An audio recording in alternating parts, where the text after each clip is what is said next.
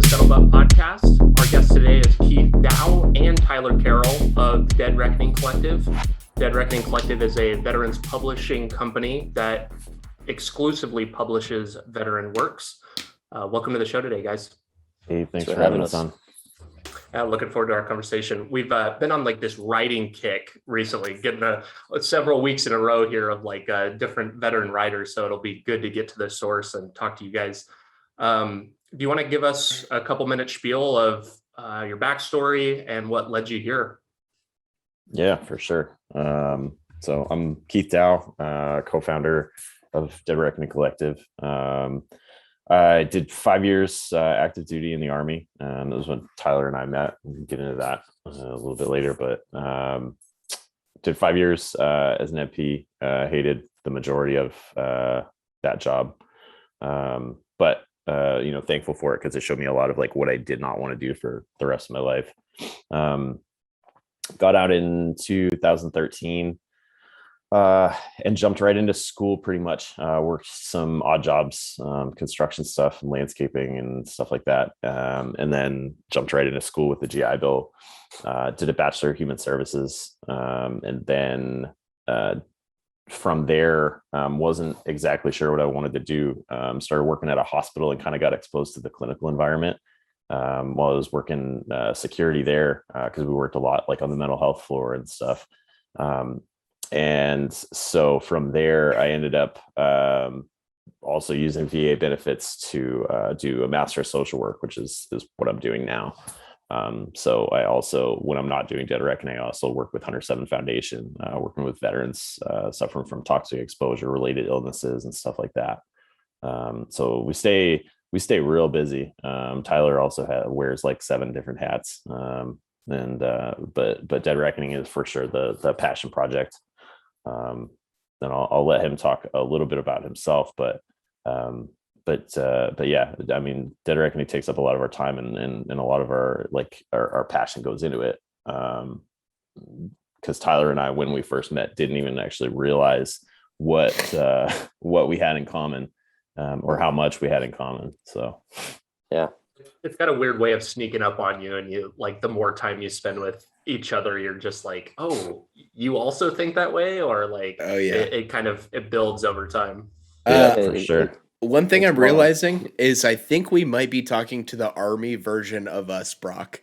Like Keith has a beard, Tyler has a mustache, you have a beard, I have a mustache. Like this is the Army version of us. I'm looking at this recording. It's literally as the. Yeah, that's what I'm saying. Like beards and mustaches. Beards. Yep, exactly. Dude, Mason, one of our newest authors, posted this picture the other day. I don't know if anybody saw it, but it was I can't remember what it was. It was these 2 like redneck guys, and because of the facial hair and like composite, like body composition.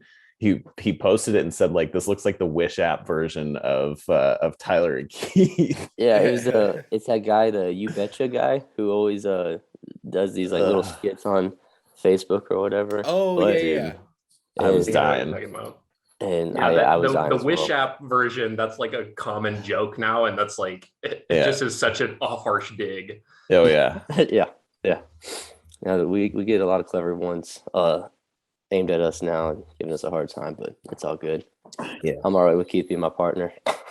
I'll still fight everybody. Yeah, but well, yeah, I guess I'll talk a little bit about myself, and then I guess get into what started Dead Reckoning and Keith and I's relationship. Kind of going back just a little bit, like even though we're a publishing company that exclusively publishes veterans and stuff, I think our whole idea and what spawned Dead Reckoning was we wanted to kind of reach across the table, kind of bridge the gap to the civilian side of things. Mm-hmm. Most of our friends are veterans and stuff, but with Keith working in the hospital once he got out, I had an easy transition going into the fire service with over 100-something employees. Only like 5 of us are veterans, and that's where you would think that like a concentration of veterans would be. And it's a little different with first responders, that there's similarities and everything, but going into that, I thought it would be almost like exactly the same, and it wasn't. And so we're like, all right, well, how do you link people together? And it's always through stories, and that's where you kind of find the common ground. And so I saw it pretty early on within, like I said, an area that you would think would be heavily veteran dominated and a seamless transition. And I'm like, okay, well, if I'm seeing this, that means everybody else is probably seeing it more like in an amplified way. And so when Keith put out the post to like start what Dead Reckoning was, it was just initially a blog site to kind of highlight veteran transition stories, kind of what you guys are doing in a way. Yeah. And so we're like, well, what does that mean to transition? And we're like, being a good father, being a good husband, just giving it your all, whatever aspect that you're doing it, whether that's going back to school, whether that's starting a business. Do you need to go into the athletic sector or first responder sector, where most people seem to just naturally like gravitate towards, or is it anything and everything? And so we were trying to show this diversity because that's what the military offers, you know. And I think Keith and I both always look at our own lives and what brought us to the military. And like, I grew up in the military family, hating the military, yet still was destined to join the military.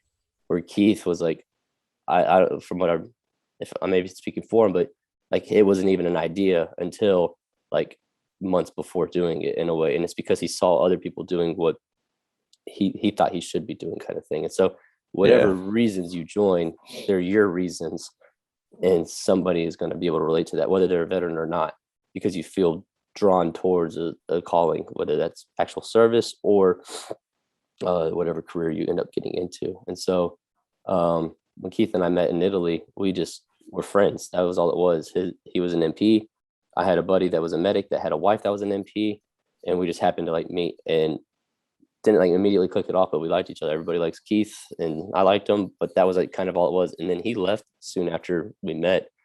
And then, like I said, it was through social media that kind of brought us back together. And we met, I think, right before you guys deployed. Yeah. And then when you got hurt and came back early, we linked up that like literally one night. I don't think we hung out after that.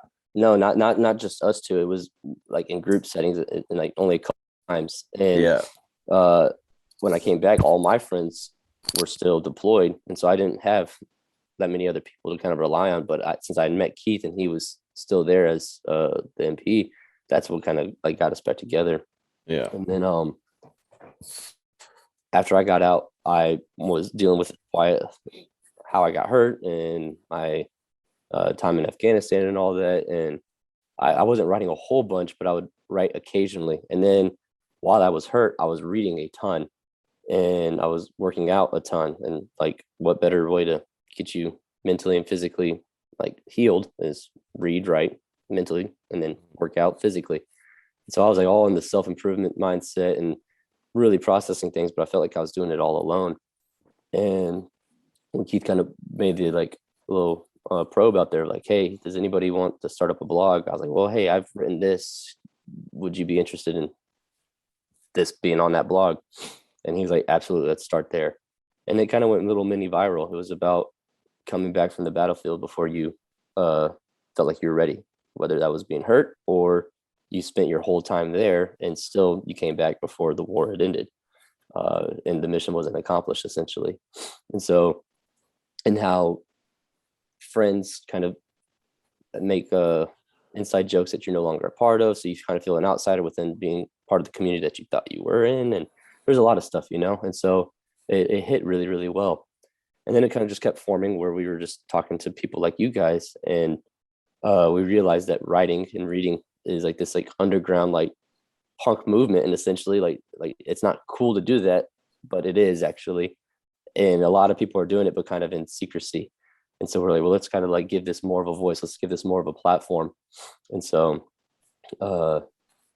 we found out that people were writing poetry, and I've written poetry since before I joined the military. And Keith had been writing since he was like a kid. And I was like, well, let's just put this together and this be our first publication.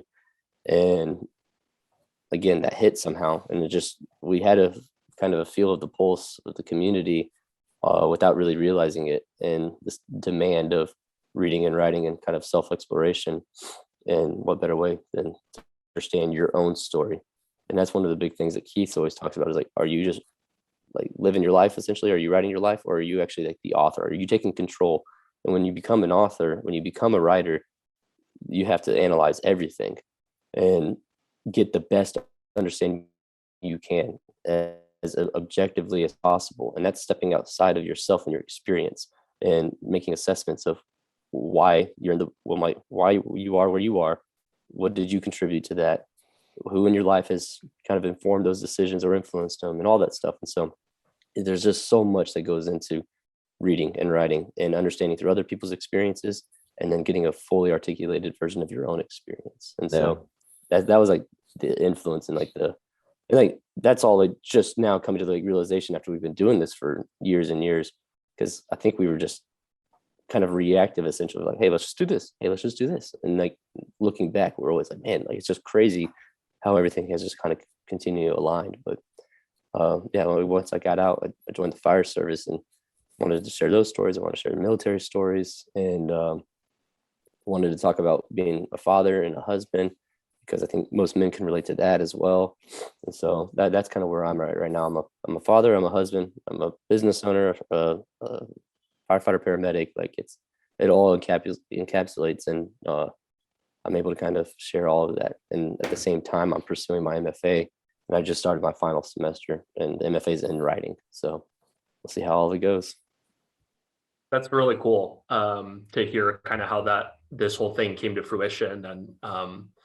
And it's interesting looking back in hindsight how it just seems kind of random as you're putting things together. But then when you look back, or like at the time, it feels like that. But when you look back, you're like, oh, like that was the next step, and it all just kind of seems like it falls into place and kind of naturally comes together to like the next thing couldn't have happened without the thing prior and whatnot.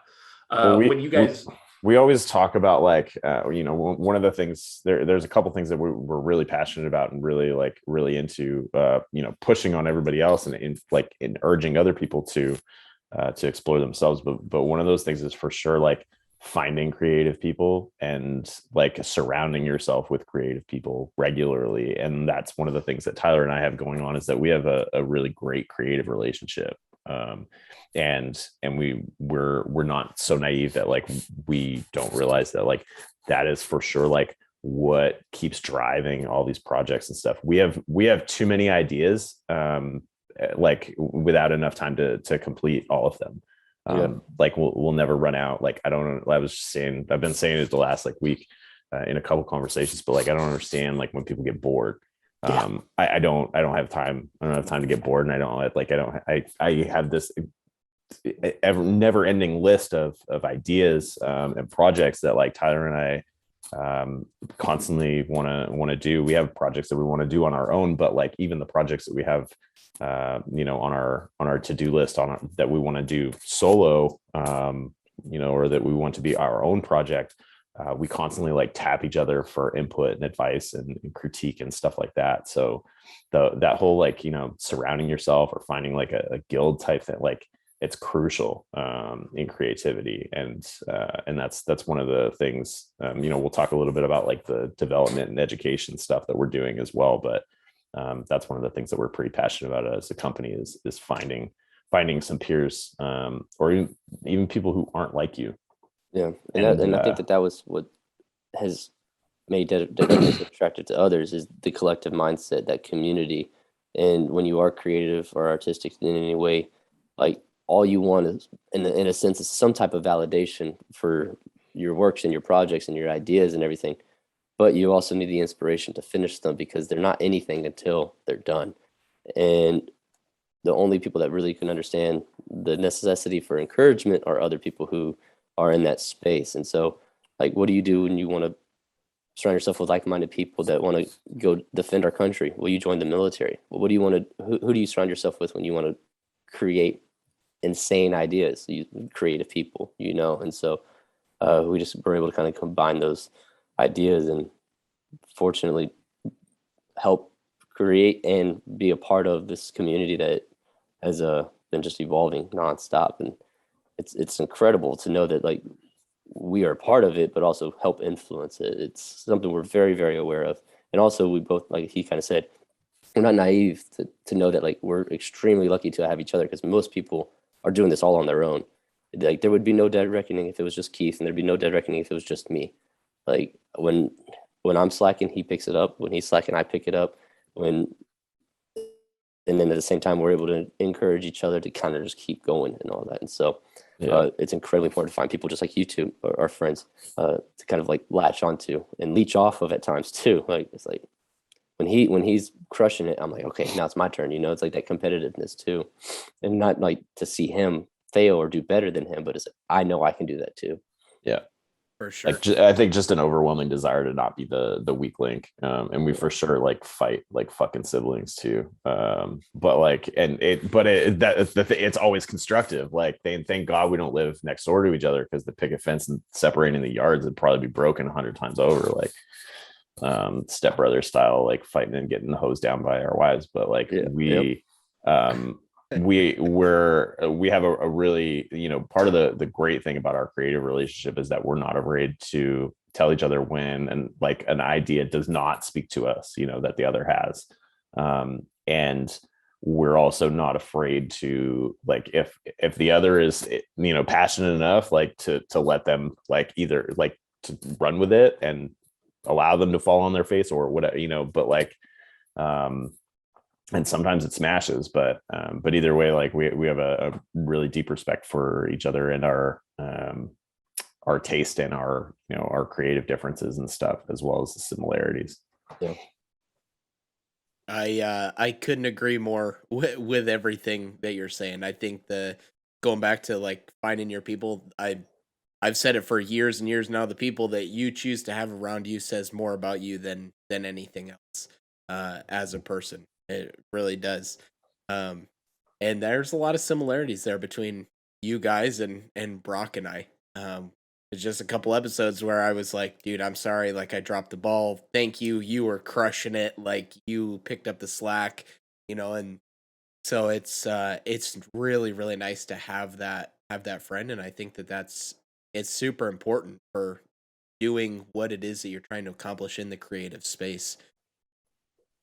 Well, and it keeps you accountable too, I think, is the big thing. Is it's not even just like, hey, I want to continue to be good for my friend or like whoever you're working with. You want to like, you want to take the next step and bring them with you, and then you can kind of like alternate around. And it's really, really hard to do that on your own, For sure. especially when you don't have, like you said, maybe you don't have your network or you don't have that close friend that like thinks like you do.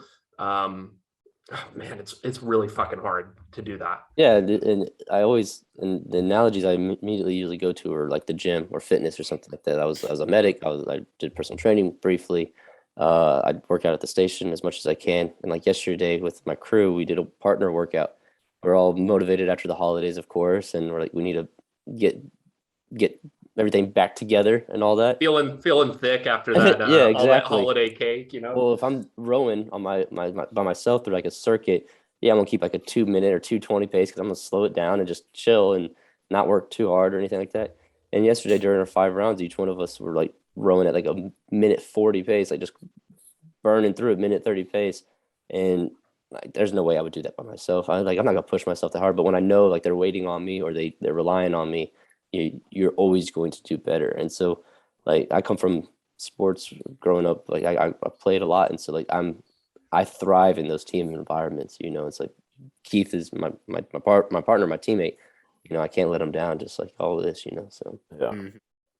Yeah, there have been definitely some late nights for me where I'm like, when I produce like my YouTube videos or whatever, I'm like, I'm tired. I want to play video games or like whatever. I'll do it on my day off. But there's been several nights where I'm like, man, I'm really tired, but Brock is really relying on me to get these couple videos done. Like I need to get these done for him so that he can put them out. I need to do this.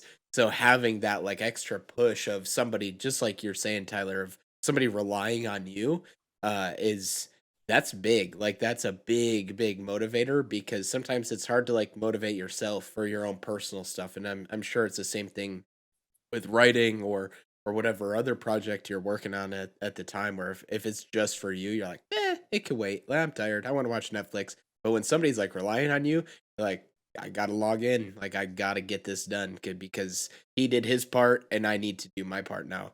So, yeah, it's a big motivation for sure.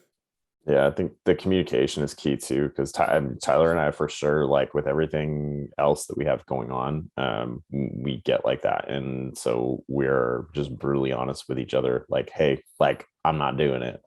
Or hey, I'm gonna do this, and like you have, X amount of days to do your end or whatever. But the communication is key.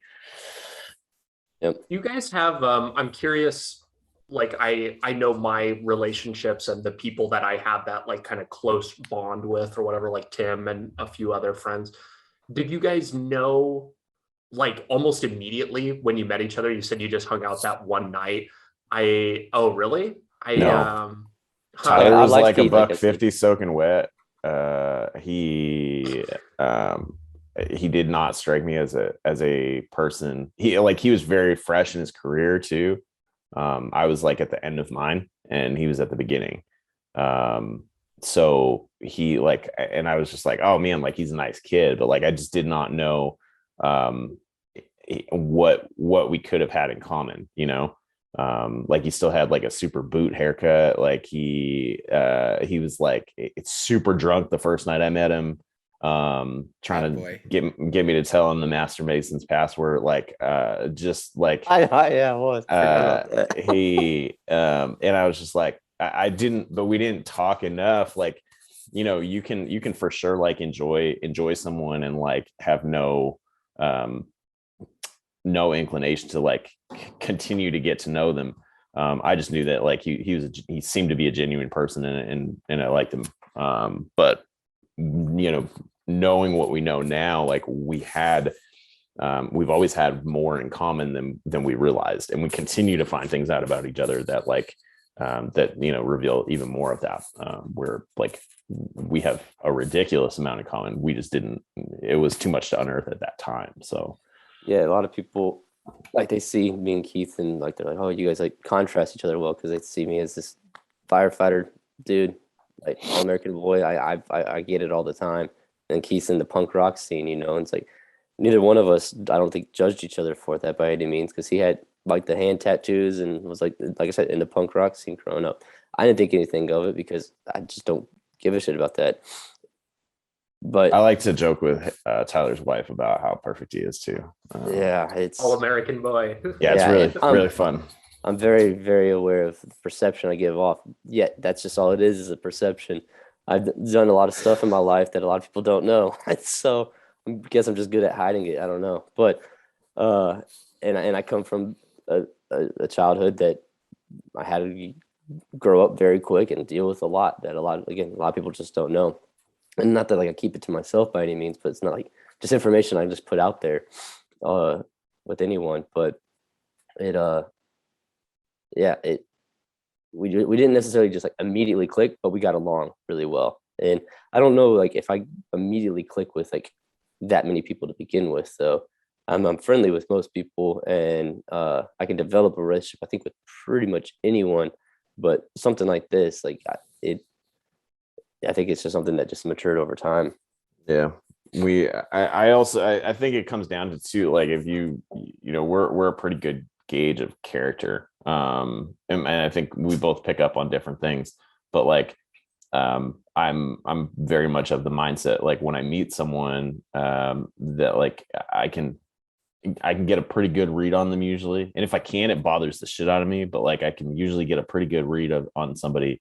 And like, the read that I got of Tyler was that he's a good person. So usually I'll be dismissive of someone that I like immediately like will witness something or like will pick up on something that I'm like, nah, that's not for me, which in the military like was very difficult to maintain relationships because like in terms of like value based lifestyles, like I did not mesh with a lot of people, given the culture and stuff. But the way that you treat your friends and family and stuff is a pretty good indicator of how you're gonna treat the person that you're meeting. So and I'm kind of more on the other end where I almost click with anyone and trust them probably more than I should.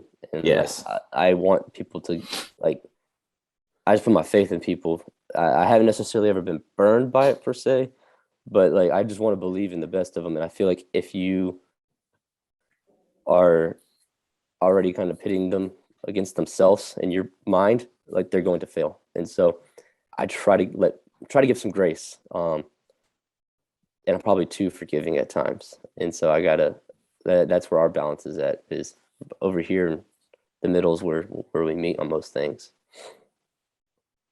A tough thing to balance. I think that there's merit to both sides of that. And I think that I don't know which side I fall on, but yeah, I think that I can both tell you. sides have value. I can tell you. Yeah. Hey, Tim here. Yeah. Hey, your best friend here. I can tell you, because I was actually just talking to Jessica about this, my wife, a couple weeks ago. I think ever since I've known Brock in a social setting, I think I'm quicker at making friends. Brock is much better at keeping friends.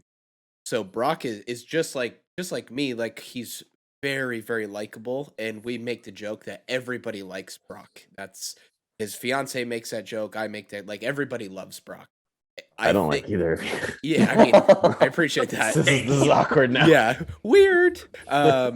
But like at a party or whatever, especially like a couple years ago, like I'm good at like socializing and making friends, but like it'd be 6 months later and Brock's like, "Oh, I'm gonna have lunch with so and so," and I'm like, "The one dude from the party? Like, how are you still talking to him?" And he's like, "Oh yeah, like we text all the time." And so like Brock is like really good at like keeping friends for a long time, and it's like it's the coolest thing to see, because his like friend group just like gets bigger and bigger, and I'm like, yeah, we had fun that one night. Like, I remember meeting you 6 months ago, and Brock's like, no, I like talk to him all the time. What? Why the fuck would you talk to that guy? Yeah, Still? exactly. Yeah. Gotten me in trouble so many times though, because I will just like coming into living with my fiance, and I'll just say like, oh, like I'm talking to this person. They're like, and oh, who is that? Oh, well, my friend from whatever. And I always use that friend term like super loosely. So she says friend, and she like immediately assumes that we talk every day. And then she's, well, like, who are they? And I'm like, oh, well, the last time I saw him was like 4 years ago. Like they're just my friend. And yeah, it's gotten me into trouble more times than, but I think that there's value in, and why I've really like leached onto this podcast thing is I feel really empowered by the more people that I know. And I'm like, I don't know if you guys have read that.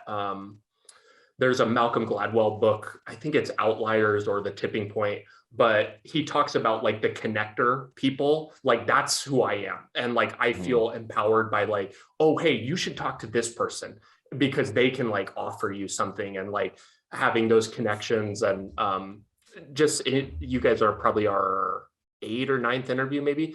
And just getting to meet such cool people is such a fun thing for me. So this is like something I feel naturally apt at. Yeah. Yeah, that's honestly what really got me into wanting to keep going with Dead Reckoning, is I was talking to awesome people and getting to hang out with Keith all the time, one of my best friends, and so why not keep doing that?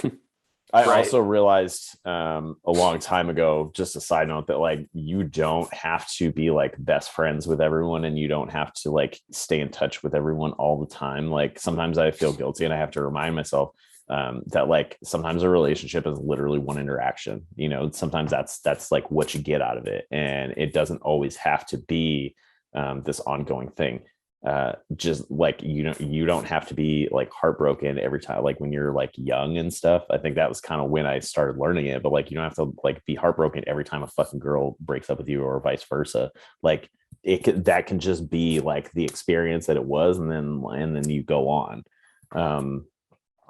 And friendships are really no different. Like you get what you came for out of the relationship. You don't have to continue to try to squeeze shit out of something that literally only has that little bit. Yeah.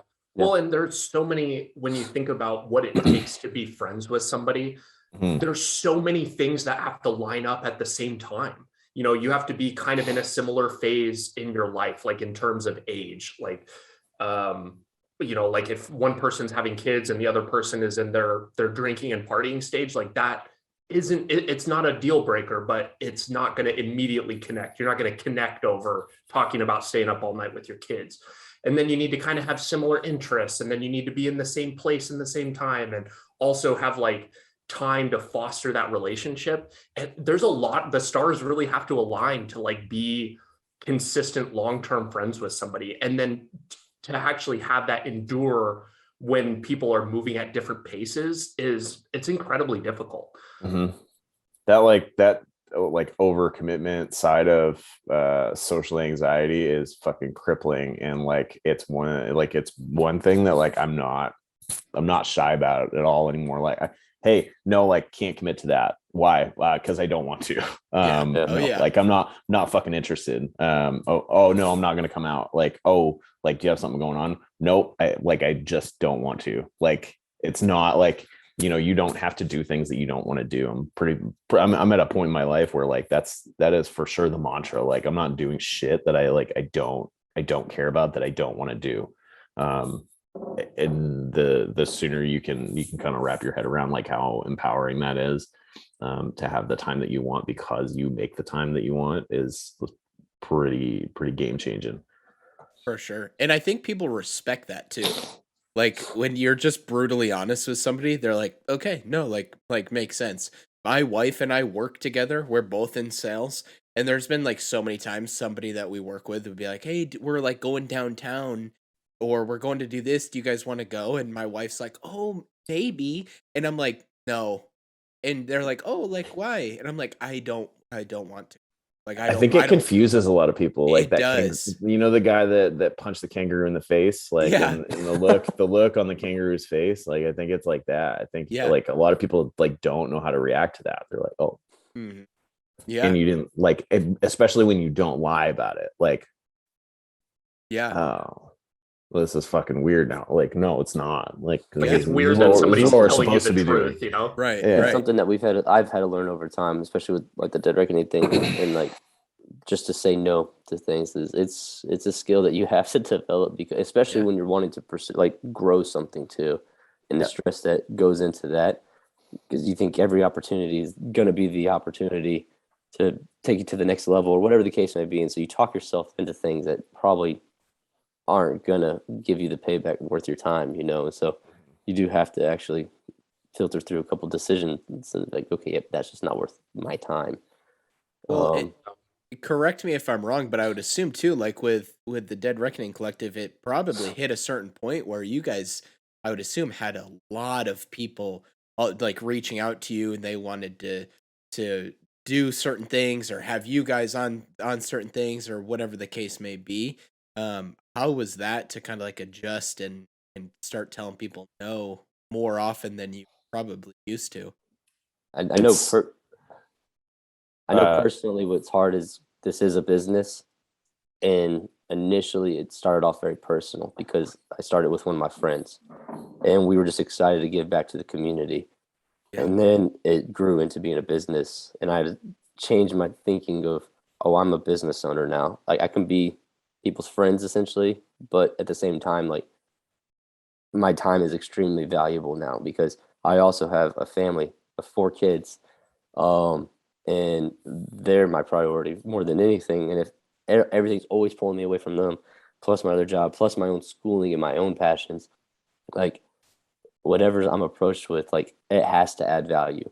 And it takes a lot of confidence to be able to tell people that, like, just, no, I'm sorry. And so you definitely have to understand who you are now, because it grew relatively quickly, where not that I didn't necessarily feel like I was a nobody, but I thought I was just somebody who just was contributing to the community. And now, in a sense, like, we're shaping it, and like, that's the relationship we have with it. So yeah, it was something that evolved for me. It's also we have to continually check ourselves and remind ourselves that we are, because we're a veteran publishing company, that we're veterans ourselves, and we are exclusively publishing the written work of veterans. That means that, like, 9 times out of 10, we may be getting somebody who this is their first crack at it. They haven't submitted anything anywhere else for publication, and, like, industrially, and culturally, like rejection is a huge part of being a writer, and being able to take that. It's not anywhere near the same as being cut from a team. It's not anywhere near as the same as like, trying out for something and getting told no. Because a lot of times that rejection will be just like feedback. Sometimes, I mean, if you're doing your job right, you'll get feedback also. As a publisher, as an editor, as whatever. But it's a really important part. The problem with 9 times out of 10 the submission being from a veteran who hasn't submitted anything anywhere else ever, and this is the first thing they've ever written, is that it's crushing to them and they don't understand that. Seasoned writers, my girlfriend has been writing for a long time. She's got her MFA. She teaches creative writing. She has a whole shit ton of things out for submission right now, and she's like, almost daily she'll get like a rejection letter from something. She'll submit the same piece to like 10 different publications simultaneously, and so she'll get those. And it's just part of the game, and so the problem, I think, is that like we are a publishing company, trying to appeal to writers, and so we have to, like I said, regularly check ourselves and remind ourselves that that's who we have chosen for our demographic, for clients, and that sometimes we have to explain a little bit more too, that like it doesn't mean that we hated it, or sometimes it does mean that we hated it. Sometimes it means that like that you should do something else. Sometimes it means that you should develop yourself more as a writer. Sometimes it means that and so we try to give people some more in depth. I also like don't respond well to like the strong arm shit. So if you expect things immediately just because you sent something, you can send this to any number of publishing companies. If you sent it to us, I kind of I assume that like it's because you have researched our company enough that like this is where you want it, not just because you're a veteran. And just because you're a veteran doesn't mean that you're going, that we are going to publish your work. We do have specific expectations,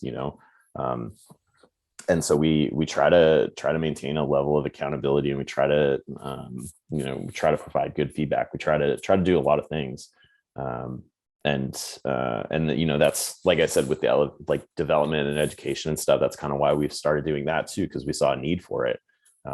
We don't want to just set people up to fall on their face. Like if we're telling other people who may not want to go do a 4-year degree or a master's program or whatever, but that want to learn a little bit better about how to be a better writer, how to present something, how to submit something, then we'll offer different opportunities to learn how to do those things better.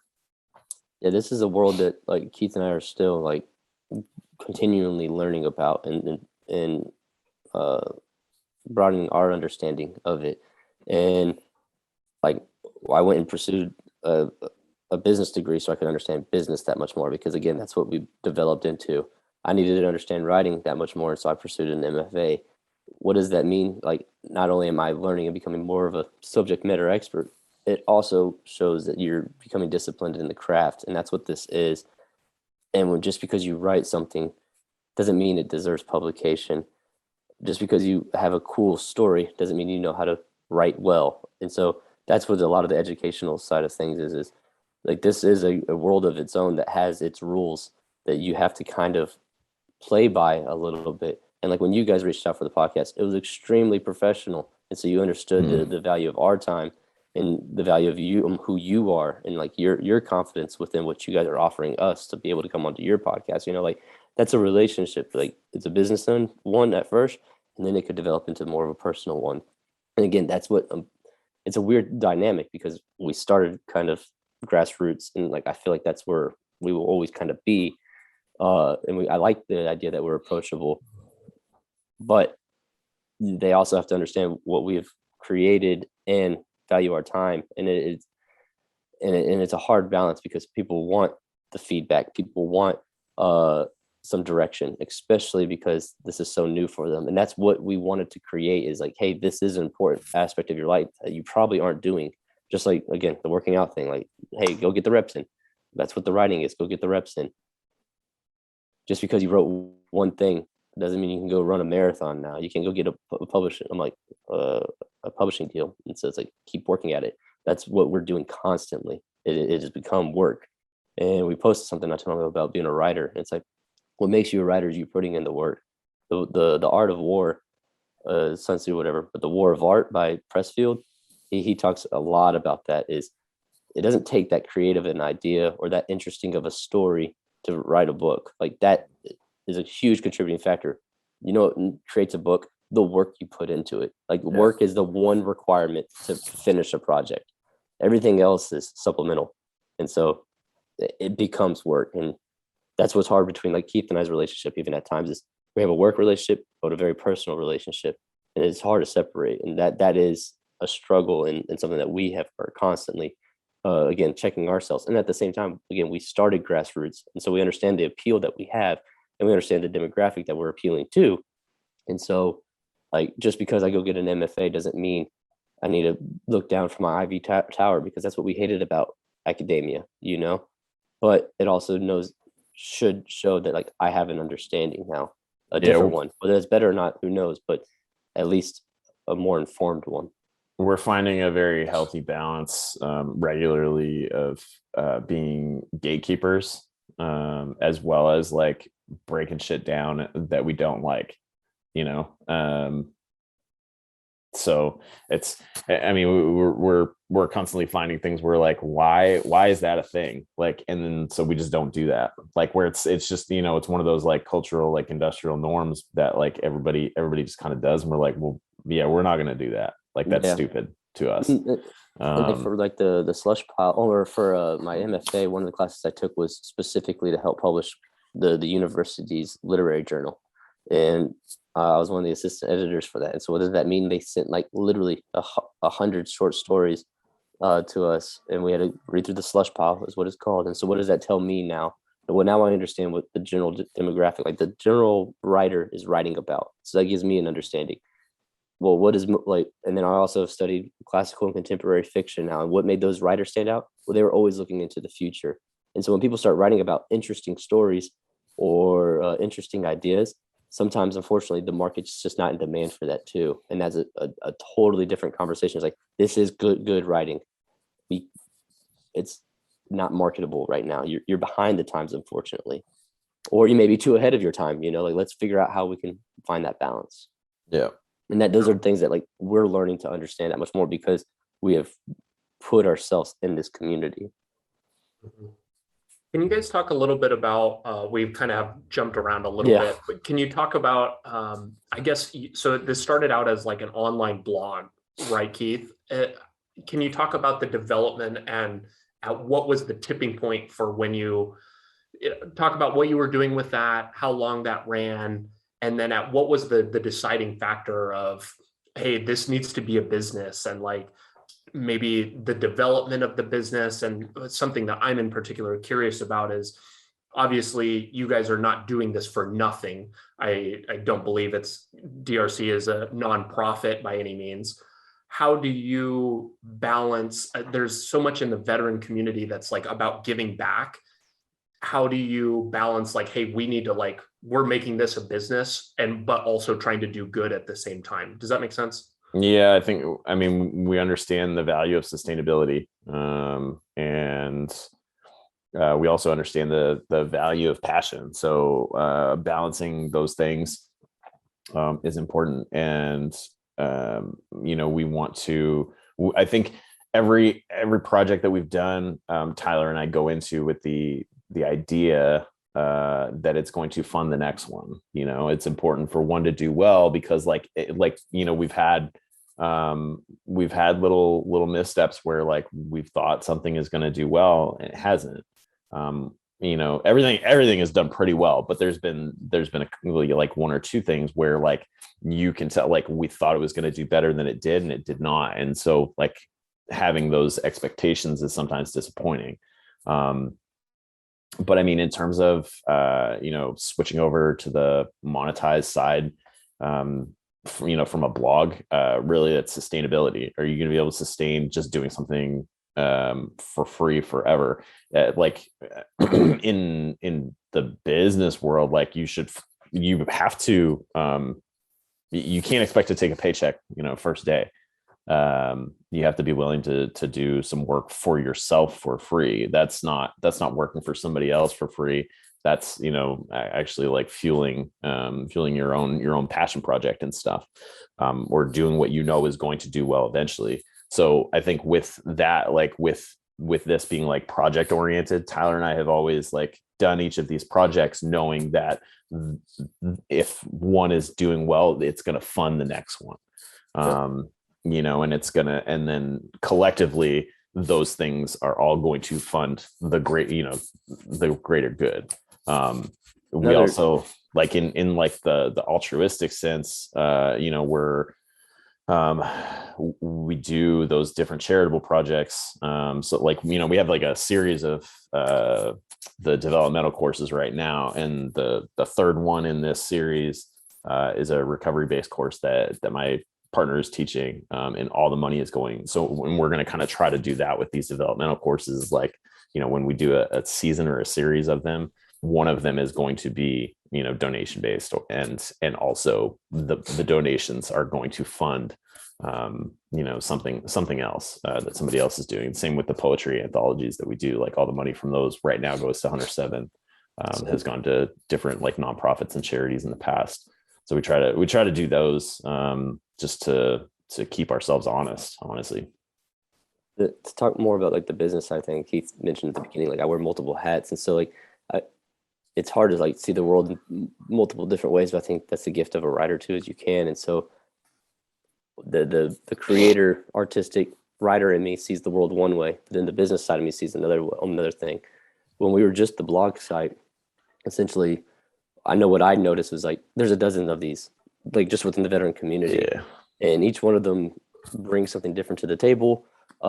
They appeal to different demographics and everything. And when you look at the business side, it's like, okay, that's your consumer. Well, what do we offer that's that much different? It's just a blog site.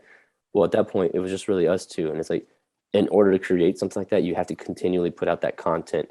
And I remember I wrote like an essay or article, whatever, about like 5 pitfalls with money for a private or something like that. And like, I hated it because it was like, that's not how I write.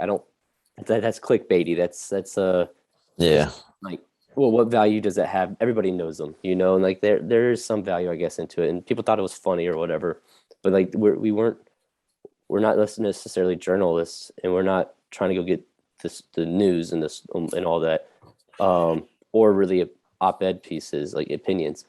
And so it's like, okay, well, then we're not really bloggers at that point. We want to tell the story in a long form, and we're also more about the arts. And so that was the poetry. And so we're like, well, there's no publishing companies in the veteran community. There's publishing companies at large, but how do we bridge that gap to tell the veteran story to a bigger platform? And it's like, we need to publish books at this point because that's not happening. And so we saw that opportunity. And it's like, how do we make ourselves more relevant? Like within, like, I think about it a lot, like within the fire service. The fire service is becoming irrelevant in a way because the inspectors and investigators are trying to put us out of job because buildings are being built so fire resistant, and insurance companies are making claims, whereas if a house burns down, it's just cheaper to honestly just pay it off, So how does the fire service become relevant? Well, now we do EMS, we provide medical service. Now we can provide community education. We become a face for all that other stuff. And so you have to see everything as, how do you become relevant in the future? Because if you're thinking about right now, you're behind the curve. And so that was like the determining factor where it's like, again, sustainability, we can't sustain just a blog just between Keith and I. And the type of writings that we like aren't going to just be blog writings. Like we like the poetry, we like all this other stuff. And so we thought about like the literary journals or the lit mags and all that stuff, and then books. And so like, that's something that's not being provided in our community at this time. So let's be those people to help people see their projects through. And it's not going to go anywhere as easily, like a blog can, if you like leave it dormant, like had this really cool blog, and eventually like he's got all this stuff saved, but eventually like it goes offline. Same with like social media. We're old enough now that we've seen a couple different social media platforms crash and burn. And that's kind of where like the initial idea for the blog came out of too, is that like it was at a time where a lot of things were happening in the world that like our peers were speaking on. And I was like, man, what a shame, because like I've seen that shit, like, send me a MySpace bulletin from like 2002. Like you can't, because it's gone. And I don't think Facebook is anywhere near the same, because nobody from MySpace, like Tom from MySpace, never had to testify in front of Congress. But so it's probably not going anywhere, but it is for sure a possibility. And wouldn't it be a shame for you to write this like, beautiful like first draft of an essay in a friggin' status and then have it be gone? So so that was really one of the main motivators, was to create books, because books, books can get destroyed and all that. But I mean, if you press a couple hundred of them, they're floating out there in the universe, versus whatever in the, you might find one in a used bookstore. It's much more mysterious and it's a cool thing, like to be able to find, like I've gotten into Vietnam veterans poetry. We are by no means, the first people to do this. There were people that were coming back from Vietnam and doing the same thing, starting small presses, creating different anthologies of poetry and short stories and stuff like that. And even, one of the poetry anthologies that I have from like Vietnam veterans, they were pooling all the money back to relief in Indochina, like, and we found all this out after the second poetry anthology. But it's a common desire to like want to leave some sort of legacy, I think, among veterans. I think that's true probably of anybody, but maybe especially people that are kind of creative or in this space. Just like when you really start to think about big picture, I've been like posed with the question and try to remind myself of this question like a lot. But if money was no object, what is it that you're going to be working on? And like, what are you going to be? And a lot of the things that people like, they're like, oh, well, I would be working at a charity, or like, and the reasoning for that is like creating a lasting impact on the world that's positive and, or at least positive and important in your eyes. And a book, like there's almost not much more that's lasting than that. Those books will still be around in 100 years, 200 years, Yeah, for sure. That's cool. That's a really interesting dynamic, and I like hearing that. What I guess, how did you guys recognize that there was no veteran publishers out there? Was that just something that came as a result of like spending time in the space and you're just like, oh, maybe we should do that? Or I personally count myself a part of this cohort of people that's looking for opportunities to like that you're uniquely suited for. And a lot of times, like you may not know exactly what it is that you should be doing. And when you talk to people that have like gone way down the path, the way that they describe it makes it sound just like, oh, it was just an idea and I just decided, maybe I should do that. One of our more known authors, when we initially told him that we were considering starting a publishing company before he was one of our authors, told us that publisher was a dirty fucking word.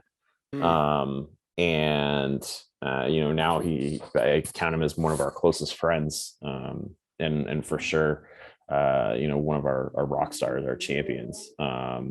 And I think that speaks to the industry, and it speaks to the veterans' experience in the industry, is that it is a fucking dirty word.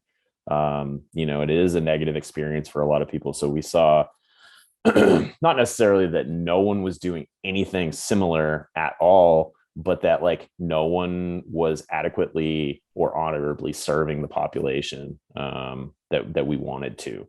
So, I mean, that's easy, like I think that's where the best business models come from. That's where the best business ideas come from, where you see a deficiency and you're like, oh shit, like I can do that better. And I see that all the time. A lot of the merchandising and different, pre-order packages and stuff that we've come up with are based on like my experiences touring with hardcore bands in the early 2000s. And people are always like, oh, it's so cool to have like a t-shirt with a book. I'm like, yeah, like this is literally what we were doing when we were 17.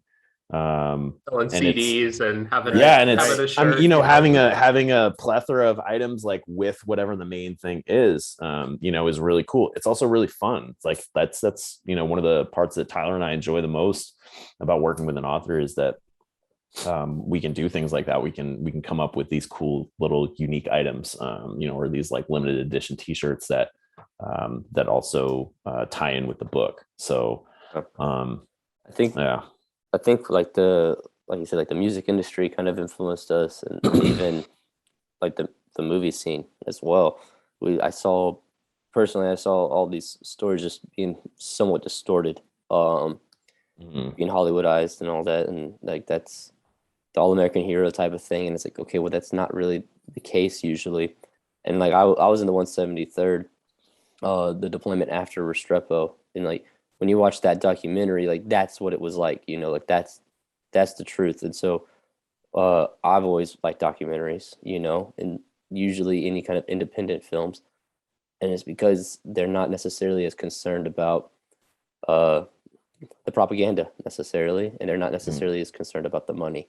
And as money is a motivating factor, like I think Mos Def in one of the Netflix documentaries about hip hop thing, he's like, money was never like the focus, but she was in the passenger seat. We made sure she was buckled in and she was comfortable and all that. Like that's the best way I think that to like look at it is when you're focused on the arts and you're focused on the story and you're focused on the person, people see the authenticity in that. And that's what it was, is the relationship we build with the author when we put out one of their books.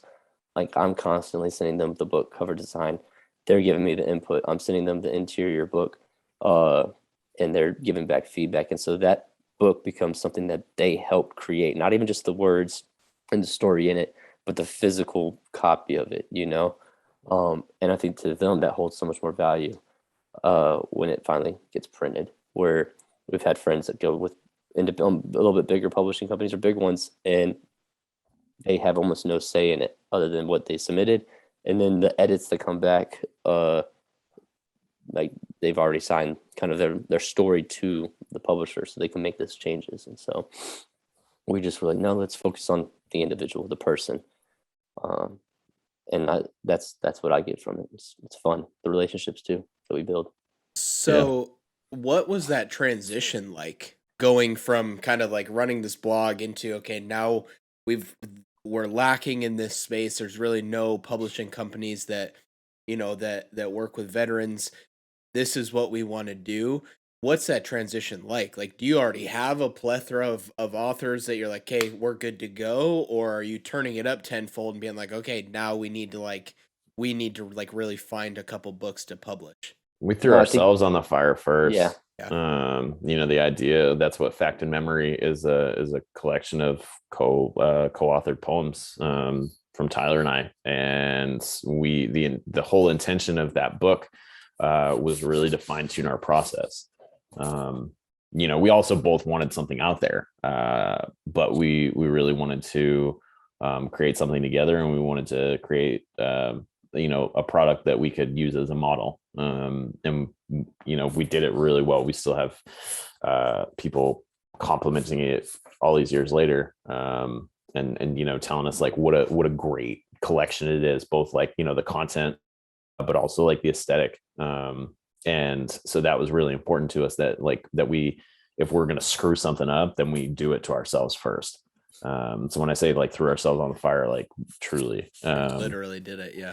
Yeah. And sacrificial lamb. Yeah. And just like most other stuff, like we just, nailed it. It's lucky. But it was a lot of hard work too. And the reception was like, it just confirmed like what we thought was already happening, because to be honest, it was like a lot of people putting a little bit of poetry work on Instagram and whatever it was. And I just was like, Keith, I write poetry. Do you? And he was like, yeah, I do. And I was like, well, let's make this book and like show people that like this could be done in a way. And when we got the validation from the reception, it was like we needed, like I wanted to help provide that for others. And then the anthology came out, the first one, and so almost 40 veterans could say now they're published poets and authors. And the book blew up and became a #1 new release on Amazon, and it's because you had 40 people promoting it and being like, I have a freaking poem in here. And it's a collection of people from all walks of life that tells the GWAT story, and it's incredible. Like amazing poems in there that speak to anyone and everyone, depending on where you come from. There is poems in there that will speak to you. And like, that was just such a good feeling to help provide that. And then we had our own poems in there too. And so it's like, okay, well, what's next? And again, like Keith and I, like, this has been the slow process to kind of get to the point where we're at. But like, when we hit the ground running, we hit the ground running, and like, we know how to make things happen when we want to make them happen. But like, we have other ideas, and we're always looking into the future. Okay, well, what's next? Like, we got the educational classes going on and the workshops going on right now because we saw a need for that like 4 years ago, because I didn't know how to give feedback to people that well. I could tell Keith what I thought of his stuff, but like, I didn't know how to articulate it that well. And so now I put myself in the space to understand how to give feedback. And then I honestly I put my own writing out there, and I said, hey, anybody who wants to critique this, let me know, and you can send me something. And then that gave me an idea of like 10 or so people that understood how to read a piece of writing and give me feedback. And so it's like, okay, well, you actually understand this, and then these people don't. So to confirm, like, we need to be able to provide this for the community. Like, goes back to sustainability too, because like Tyler, we were talking earlier about how like we're, these two groups that right now are like, really good at some things, and I'm really good at telling Tyler like, hey, you gotta stop fucking doing that. One of the things that I've had to tell him to stop doing is giving people feedback via Instagram or like everybody that emails them and stuff like that. We've drawn a pretty hard line, especially in the last like year and a half, that we can't. And this is another part of the industry, is that like there are not a lot of people that you can just like send somebody a DM and be like, hey, like, what are your thoughts on this? That's number one, it's not going to help you. Number two, I don't have time for it. I'm not going to be able to give you like substantial feedback on a poem that you send me in an instant message. So we have drawn a really hard line on what we will accept and how. And generally, like we do not accept submissions that aren't intended for publication, unless we're publishing a larger project with a whole bunch of smaller pieces. So like an anthology. There's no reason that people should be sending us single or like 2-3 poems at a time. If you want to publish a book, then you send us a full completed manuscript. And when you send us that manuscript, there's guidelines in our FAQ section on our website, because it doesn't serve either of us. The same thing that's going to happen to you is going to happen to somebody else. The only difference with us, because we're a veteran-owned company, is that we want to see you succeed. So we may explain it to you a little bit more, but another publisher will for sure just throw your shit in the trash. We'll explain like, hey, this is how you can do it a little bit better, and that's why we've outlined the submission guidelines so clearly as well. But that's just like with anything too. That's like, emailing a business, that's like applying for a job. It's like anything. And you have one shot a lot of times. We'll take those extra steps. We will, or if we see value in a story that may have just be riddled with grammatical and spelling punctuation and stuff, but the story's there, then then we can work with that. And that's where we also differ from a publishing company. I know I'm probably opening us up to a whole bunch of Marines sending us, manuscripts and crayons, but it's true. We will work with somebody more if the substance is there. Well, I think just like having somebody DM you, just like you're saying, like you had to say, stop fucking doing this. Like this doesn't, like we're not helping. It's offering a lot of value to the person that's sending the poem, but to you guys as business owners and as the business, it's offering no value at all. No, it's a very like one-sided. It's a very one-sided transaction. Yeah, I think it's the feedback component is really important, and it's again, like Tyler was saying, that's why we started the workshops, that's why we started the developmental courses, and we're getting some really good instructors in there to facilitate those and not have it just be us. But the problem that a lot of people have is that they don't actually know what they want for feedback when they ask for it. A lot of times I think people really only expect to be told that it's good or it's bad, and that's not helpful to anyone. And it's not, to be honest, I like the editorial eye. I always compare it to a working dog, right? Like if you've ever worked with like military working dogs, those dogs only have like a certain amount of hours that they can work in the day, and those hours have to be broken up a certain way. Otherwise they're no good, and they start like missing shit. And really, like, the editorial eye is no different. I can only read so many things. I have a lot of trouble when I'm in school. Like right now, I'm reading this like Colson Whitehead book of like short, like really short, like essays, memories, like stuff like that. And I tend to read things that are like short bursts when I'm having to read a lot of like textbooks, articles, peer reviewed research shit, because like my brain is fried by the end of a day of reading for school. And it's no different when like your whole job is editing and giving feedback and stuff like that, and reading the product that somebody sends you. So you read through different lenses, like now being more in this community. Like when I just read the things they carried before any of this ever started, I read it and I enjoyed it. Like that just was my reaction to reading a book, like this speaks to me. I love it. This is something that I think I could possibly do, and you're inspired as a reader. But once you learn how to read that much more, because that's all you do, and you start studying it, like I read through a totally different lens now. There was a guy that I went through to the PB Abate book club thing in Montana last July.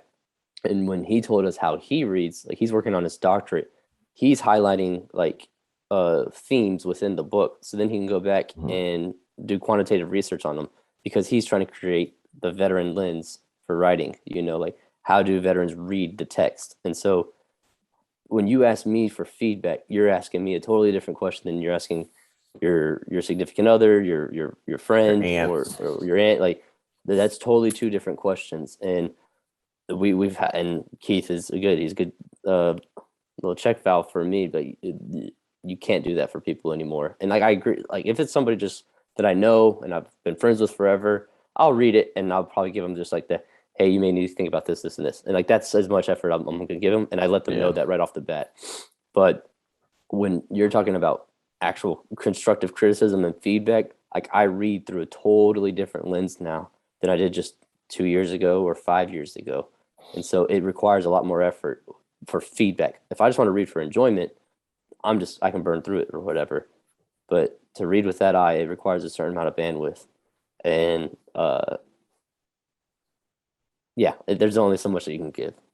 I think you're reading through the business lens now. Yeah. You started out, and I think from a general business context, when you're like maybe just starting out with something, like with you guys, it was the blog, you kind of have like this shotgun pattern of like, it's all just, you're trying to figure out what works. And then as you kind of continue to move forward on that, you can kind of narrow the offering and understand, hey, what value is it that we're bringing to people? And, being able to say no is such a big thing generally, because not everybody is your customer.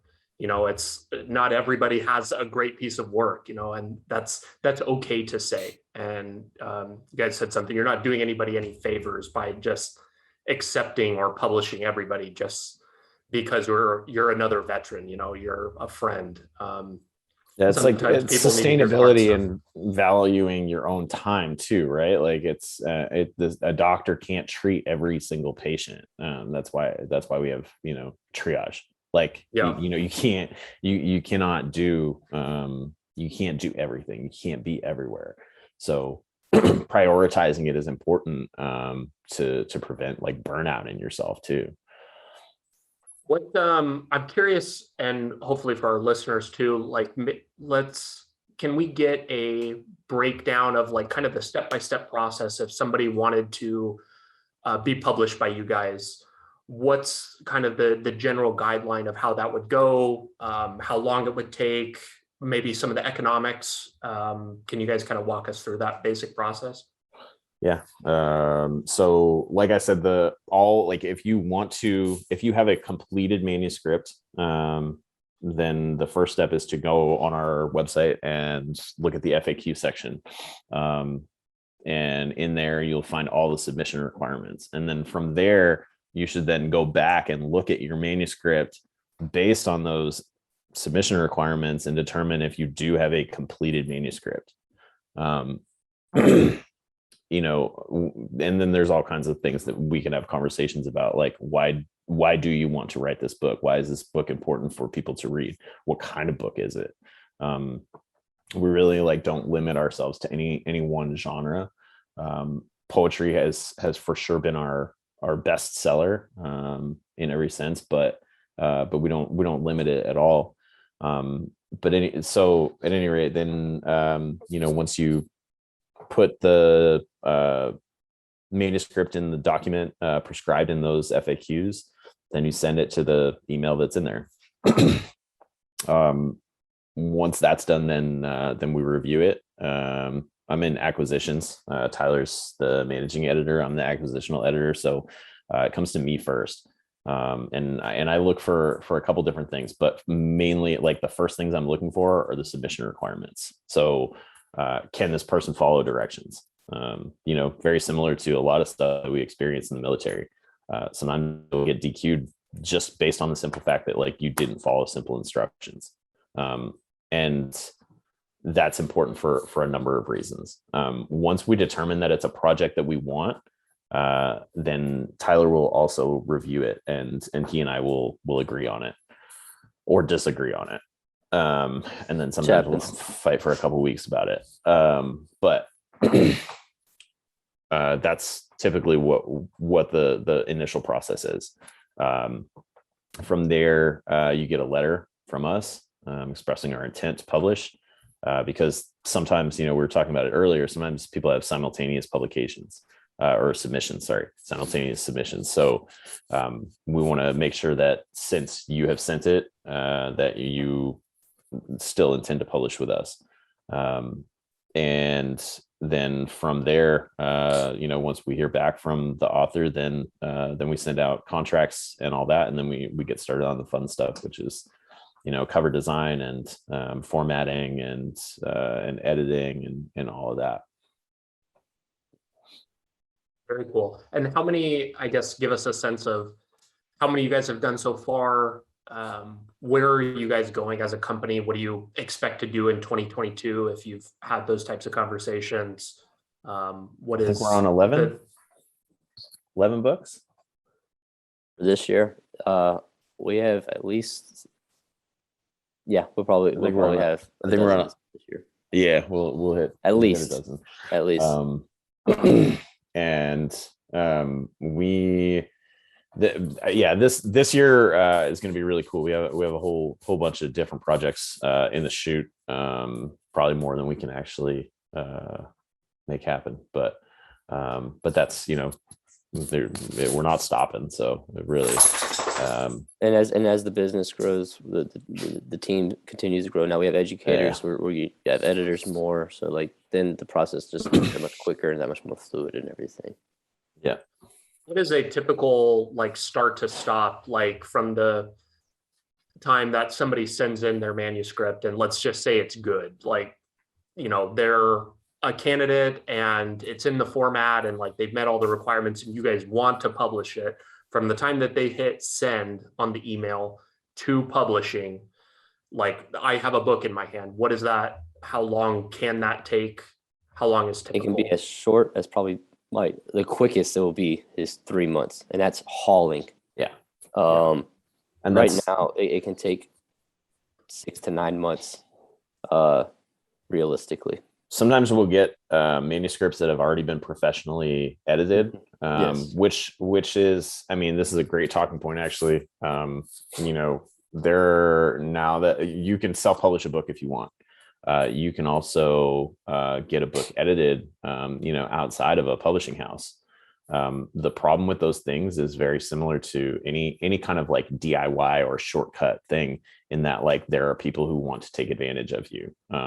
So we have had some books submitted, you know, manuscripts submitted to us that are already professionally edited, and they are ready to go. You know, we review them, and they're ready to go. We've had others that have been professionally edited and sent to us, and they are not ready to go. So, and there are different types of editing services, right there. But my point is that like you can do things yourself. We get that question all the time too. You know, well, like, should I just self-publish? Which is kind of a silly question To ask a publisher, sent our way. That's so silly. But we're also like brutally honest about it. Like, yeah, you absolutely can, but like you're not going to get these things. You're going to have to do these things on yourself, and you're going to have to figure this out for yourself. And it becomes a bandwidth thing. It's like, can you do all this on your own? Because, and you absolutely can. People are doing it constantly. People do. And again, like I'm all about supporting the individual. Like that's like, do it. And like we have projects, like as much as we would want yours, we have others. So like if that's what you want to do, if you're on a timeline that you're wanting to work on that we're not going to be able to keep up with, then we'll help in any way that we can. But more than anything, it's just go get it, bud. Like just encouragement and stuff. And there's also a different timeline for poetry, and then fiction or nonfiction, actual novel or novella or anything. Like obviously the bigger the project, the longer it's going to take. But poetry is a lot different because it's it's just shorter is really what it boils down to. Yeah, and different types of poetry too. So it'll sometimes be easier to write to edit poetry, and to format it. And then other times it'll be a little bit trickier, depending on, you know, the form the poet follows and all that. Sometimes somebody will want something a little bit more complicated for a cover. Sometimes there will be some different like clearances and stuff that are required.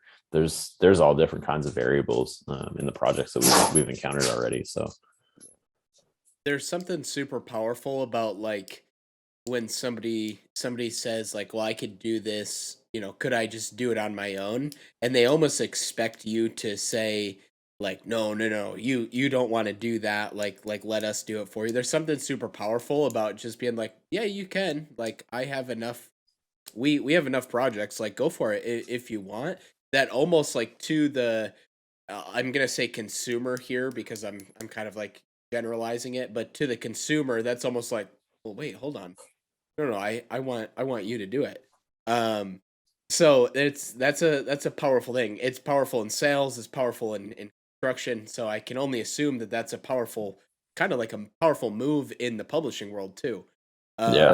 Construction's a great comparison. Like, I didn't even think of that. That's a great comparison. Yeah, I'm gonna use that one now for sure. Like, can you do it? Yeah, for sure. Like, can I, you know, like, and I talk about it like with my girlfriend all the time. Like, can I do this? Like, yeah, I can do it, but this, and also like knowing when you're like way in over your head.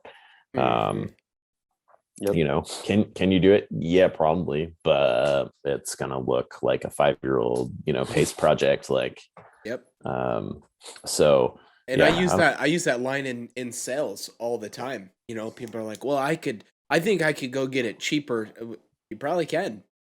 But probably. You know, probably. But buy nicer, buy twice, bro. Like, exactly. Like you're gonna have to do this all over again, blah blah blah. And they're like, oh, wait a minute. yeah, let's just get this done here. Like, where do I sign? Kind of thing. Have you Yeah.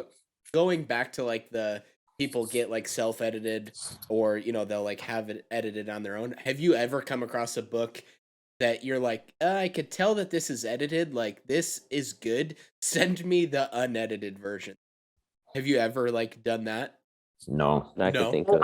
I was curious on something like that. Yeah. I'm wondering what lens you guys have as veteran editors versus like if somebody is a veteran and they're bringing the manuscript to a professional, like, but is not military affiliated.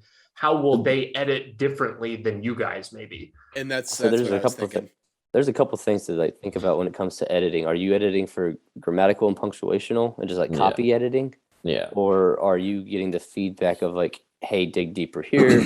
Are you maybe we need to scrap this or whatever? And so as far again, like we're reading through like a business lens essentially. Like we're constantly reading the market of like who's relevant, what's being talked about, what have we already said within our publications, what can we offer different and stuff. And it's like that's like the basic thing. It's like unfortunately, like if your work is a 9 or something, but it follows this idea and we just have somebody else's idea that's almost exactly the same and it's a 10, like yours is great, but we have something that we're willing to put, whatever the case may be, but it's like, Yeah. if you're saying something that nobody's saying or sharing something that nobody's saying and it's a 6 or 7 within our scale, like that, I'm just using numbers to make it a little bit easier to understand. But okay, well, let's help you get it to that 10, and the way that we would do that is now through the MFA experience that I've had with editing, and then with Keith just actually having a critical eye. Keith has just a great eye for editing.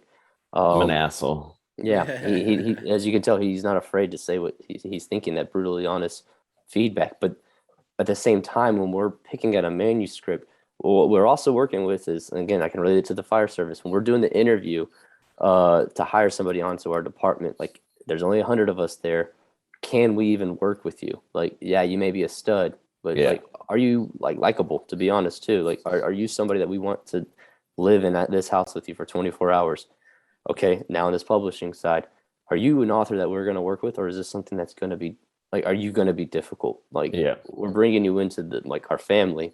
Like anybody who we've brought on now has become friends with almost every other author that we have with that. They're part of the community that much more, So like, are you somebody worth like even working with? And like, if that's, we've had a few of those too, where like, we were like, Tyler and I will have like a little meeting after and be like, we dodged a bullet there. Like that would have been a nightmare. Yeah. Or we're like, we love this person. Like, let's encourage them. Like they're almost there, you know? And like, we have a lot of those people who we don't have on contract at all right now, but we believe in them. We believe in their story. We're friends with them. And it's like, once they're ready and we're ready, like, let's do it, and that's what's also hard too, is we're at this point where, we need something finished right now, because that's what we're working with time and effort and energy and manpower. We're getting to the point where we can offer more, but you don't turn in an assignment that's 70% done, or it's going to be received as an assignment done 70%. And we do have the capabilities to help you see it all the way through, but that's going to require so much more. So like, it has to be something that that's worth spending our time on, we take it. I mean, bottom line is that we take it very seriously, regardless of what story you're telling. We understand like the amount of time and effort that goes into creating a finished product, and the courage that it takes to submit it to a publisher or even an editor, to get feedback, to put it out into the world. Like all those things like take a tremendous amount of time and effort and vulnerability. And one of the best examples of that, on a bigger level, even aside from like the personal manuscripts that people send us, is the poetry anthology that we do. That was a project that was started by Leo Jenkins, and Leo has more faith in us, I always like joke, than he should. He we've built a really like beautiful creative relationship with him, but that poetry anthology was, was brought to us, because he was like, I think that I could do this for sure, but like, I think, this is something that you guys should do. So it's a project that we've been really lucky to work with him on now for 2 volumes. And it's something that he was super passionate about, and he saw a light in us to carry that on and see it through. And we've done it twice now together with him, from the selection process to the artwork to, everything creative with it. And, we don't take it lightly that people look at us as an authority and as a, as educators and gatekeepers. Like we really, really don't. We take it very it's a huge seriously. responsibility. One that we were fully aware of, and we do our best to respect that. Again, you writing a book is the most personal thing you can do, and again, this is business that we've had to learn, because it is. Yet we also want to keep it that personal, kind of customer service, essentially, I guess, if you want to call it. Yeah, I'd imagine that a lot of the works that you guys are getting, and some of the works that I've read from other veteran writers, are extremely vulnerable. And, you're pouring your heart out in a way, and looking for kind of that validation of your story and your time, and kind of the processing of everything that you've been through, I guess, in a certain way. Mm-hmm. I'm curious what, so you guys started with the publishing. You've got these classes now where you're teaching writing, able to give like individual feedback, and those. Where do you guys see the future of Dead Reckoning Collective? What is something that you're looking at that you maybe want to offer in the next couple of years, or where you guys are going as a business? Oh, that's a good one. I think we have ideas. I don't know if we can necessarily just start sharing them, because then we're just like speculating on some of them. Yeah. Also, we'd have to kill you. Yeah. Okay. But we'll bleep this out. We'll continually. Tim first. He's got the face for it for sure. Dang it. It's the nice face, man. I think definitely the educational side of things is where we're going to put a lot of focus and effort, along with the workshops. Yeah. Again, one of the best things that we've helped done is to be a part of this community and help create the community.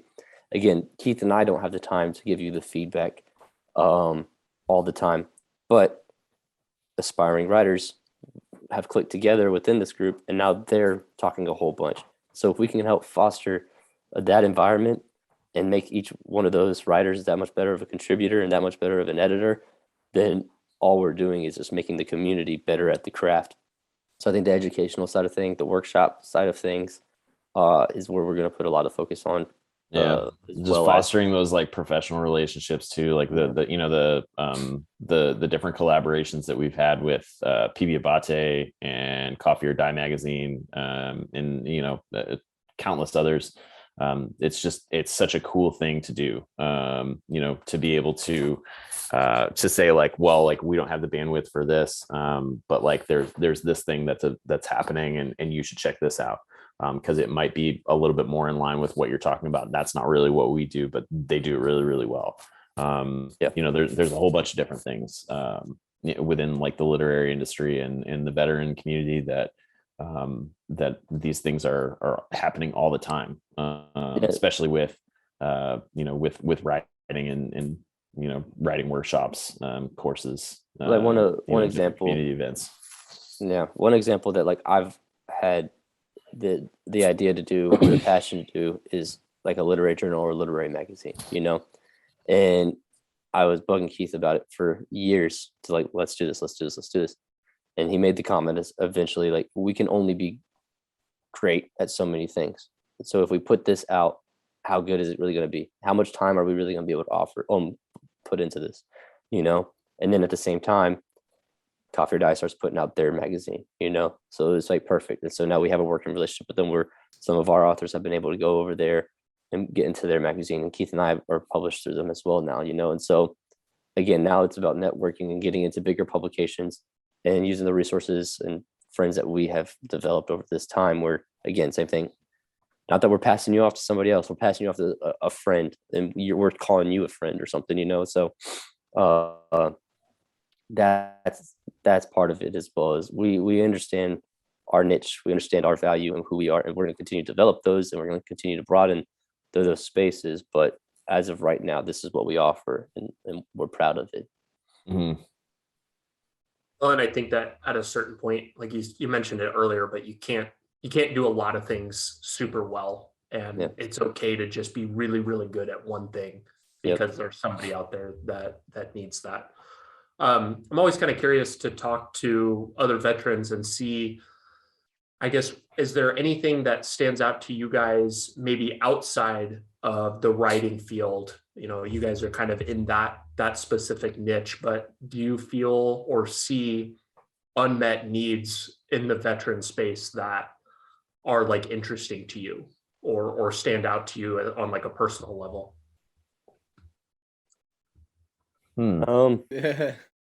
So like, as far as got like the head scratcher for a both business, of them. like a business thing, or like a nonprofit coming up, I don't know. I'm only focused necessarily on what we can offer within those. I really dig what other people are doing and what other organizations, 107, for example, really dig that, and so like, I think as far as like an entrepreneurial aspect, those people are going to find those spaces, just like how we found this space. And I think like real recognizes real. As soon as something happens like that, we see, it's like, all right, they understand the need and understand the vision of where we're going. I have my opinions of what is going on in the veteran community, right and wrong, and I think that we need to kind of tighten some things up. But that's a different conversation if you want to get into that. Real recognize real. The example that comes to mind immediately also is Tom Schumann. One of the most genuine people we have built a relationship with. And when before we actually had spoken with him, just brief interactions on social media and stuff, but before we had actually, he was somebody that like either of us, either him or us would call a friend. He had actually included some commentary in a research paper that he wrote for school about our podcast, and how that it it started great and then fell short. And then, so not only did he write this, and it was like, essentially like bashing us a little bit in this research paper, but then probably a year after he submitted it for his class, he sent it to me and told me about it, and told me like, hey, like I was wrong about this. This was a little bit short-sighted. Like, you guys are doing like all of these things, and I didn't know all about them. And I spoke, I may have spoke too soon, but like, just like that, he's such a genuine dude that he would like to get that off his chest, like to say like, hey, like I never would have seen that shit. But that it was like bothering him that much that he's like, hey, like I said this, and I guess like maybe I was a little bit wrong and whatever. It's just such a cool thing. But yeah, definitely like seeing what's going on in the community, and just keeping an eye on it. But also like just out in the world, we like seeing original things. We like seeing genuine people passionate about what they're doing, because we can relate to it. Yeah, I think that you're able to see when somebody's intent is for good, and they're not like out looking to get fame or notoriety or money or whatever it is. You can kind of really, when you can understand someone's intent, that gives them kind of some more credence and makes you kind of want to support them and find out how you can help them. To kind of wrap up here, Tim, do you have anything else you want to talk about? I literally could go on like, oh, I know we could keep going for like so long on this, but there's on. one question that I meant to ask, but we just kind of like conversation took over. You were talking, Tyler, about your the book that had like 40 different poems in it. and it was a number one seller in Amazon. And it blew up because 40 people were like, "Look, I'm in this book." Was that a tactical move on your part, or was that just like it just happened? Did you intend on having this many people so that it would blow up, or was it just like, no, that kind of just accidentally happened? Like he said, Leo Jenkins gave us that project essentially. It was unfinished, but we had developed a relationship with him, and we were very early on in this in Dead Reckoning, and so we're like, oh yeah, we want to hop on board on that. Well, like, what's your goal with it? And he's like, I just want to pretty much elevate the narrative, pretty much to get as many voices out there that may not be being heard right now, and we're like all about it. Like that was like it is somewhat altruistic. We just like literally wanted to help other people feel what we just felt when we put out Fact and Memory, and so the product was so good because there was 3 or 4 people going through each poem, and again, kind of like, all right, this is an idea that hasn't been talked about within the poem. Like, bam, that's in. Okay, these 2 are really good. All right, well, let's just put them both in, but they're kind of similar. How they differ? Yeah. And so like that was just kind of the process of selecting and everything. And then once we finished, we were like, oh man, we just are giving the voice to 40 people, and then it blew up, and we're like, oh man, like that only required so much effort on us to market because everybody else is doing that for us. But at the same time, what we also learned from that is when 40 people are like working towards it, they all feel like they're sharing that load, which is good. But at the same time, like we had to understand that we are the driving factor to kind of keep that going. Like that is still our responsibility. Yeah. And so like when that many people are working for you and doing all the work, like it's great. But at the same time, like we kind of took a back seat, I think, initially on that first one of allowing it like it to just kind of organically develop. On the second one, we were like, okay, like now we have, I think it was 70 on the second one or 60. And it was like, all right, like everybody's going to be doing that again.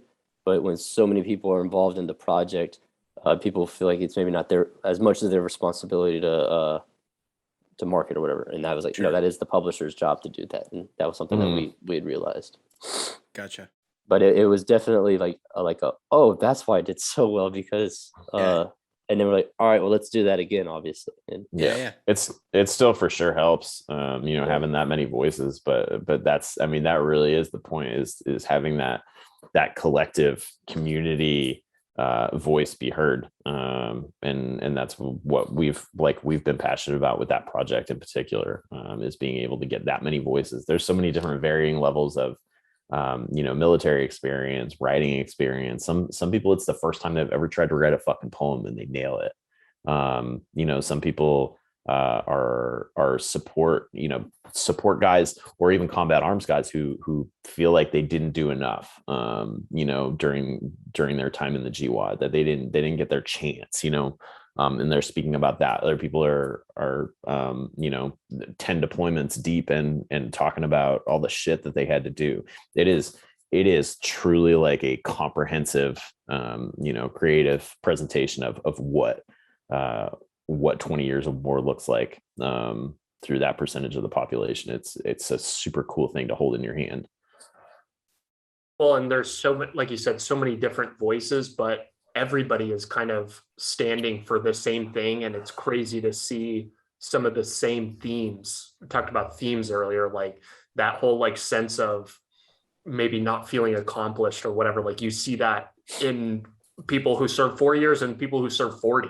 Like there's a lot of those same issues are prevalent regardless of who you talk to. Maybe not everybody, but and especially with writers, they want themselves to be heard, but also other people's stories to be heard too. So I look forward to reading that. That's on my list.